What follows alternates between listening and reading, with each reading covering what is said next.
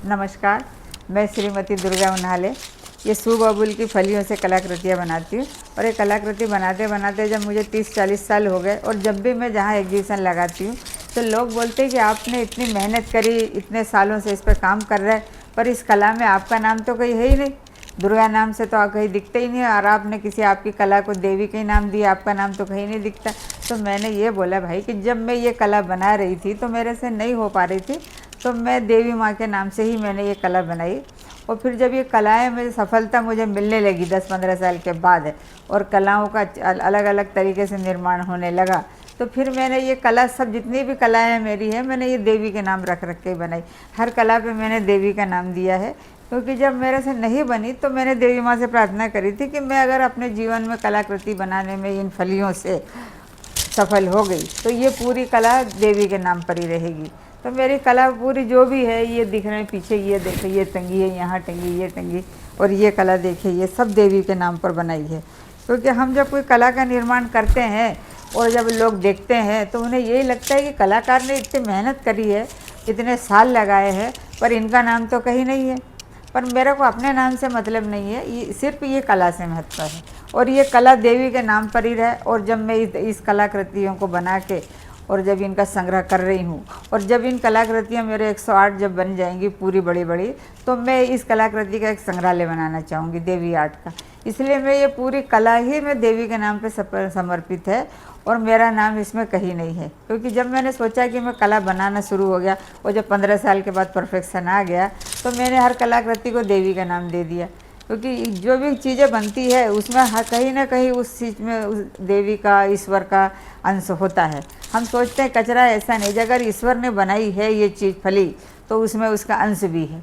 हम सोच रहे हैं कचरा है, कचरा ऐसा नहीं है। क्योंकि कोई भी प्रकृति में जहाँ भी जाएंगे आप, जो भी चीज़ देखेंगे उसमें कहीं ना कहीं ईश्वर का अंश है, पर हमारा नज़रिया वैसा होना चाहिए कि हम उसमें ईश्वर का रूप देख सकें। आज मुझे ये फली में देवी का ही रूप दिखता है, जब मैं सूब अबुल के पेड़ को देखती हूँ तो भी मुझे देवी का रूप लगता है। क्योंकि मेरे लिए ये पेड़, ये फली, ये सब आज देवी का ही रूप है और हर कला देवी को समर्पित है। ये देखिए ये कला जो मैंने बनाई है, ये देखिए, ये देखिए, ये देखिए, ये जो सब कलाएँ मैं बनाई वो सबसे अलग अलग कलाएँ हैं। ये देखिए, ये देखिए, ये देखो कितना अलग तरीके से ये बनी हुई है। वो तो जो भी मैं बनाती हूँ सब बिल्कुल अलग ही है, एक से एक कोई भी कला मिलती नहीं है, सबका रूप अलग ही है। और देखो सबको जोड़ने का तरीका अलग है, सबके साइज अलग है, सबका शेप अलग है। ये देखिए, ये देखिए, ये देखिए, ये देखिए।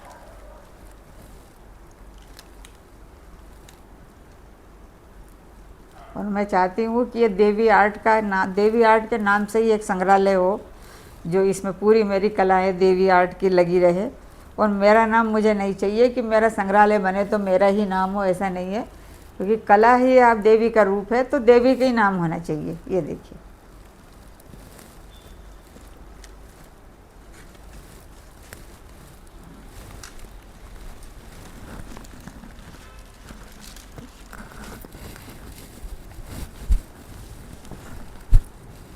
और मैं आज सबको जब ये कलाकारी करती हूँ और मैं बनाती हूँ तो मैं यही सोचती हूँ कि ये कला का एक संग्रहालय हो देवी आर्ट का, जिसमें ये सूब अबुल की फलियों की ही कलाकृति हो बस। क्योंकि जितने भी मेरी कलाएं हैं सब देवी के नाम पर है, और जो देवी आर्ट का एक संग्रहालय बने तो उसमें ये सिर्फ सूब अबुल की फलियों की कलाकृतियाँ ही रहे। और मैं चाहती हूँ कि आप मेरे इस कलाकृति का मैंने यूट्यूब पे दुर्गा उन्हाले के नाम से डाला है, तो आप यूट्यूब पे खोलिए और देखिए, दुर्गा उन्हाले के नाम से आपको मिलेगा ये। और देवी आर्ट तो है, पर मैंने यूट्यूब चैनल पे अपने नाम से डाला है दुर्गा उन्हाले के नाम से। अगर दुर्गा उन्हाले के नाम से यूट्यूब पे खोलेंगे तो आपको पूरा ये सूब अबुल की फलियों से बनी हुई कलाकृति मिलेगी, और हर कलाकृति में आपको देवी का नाम भी दिखेगा।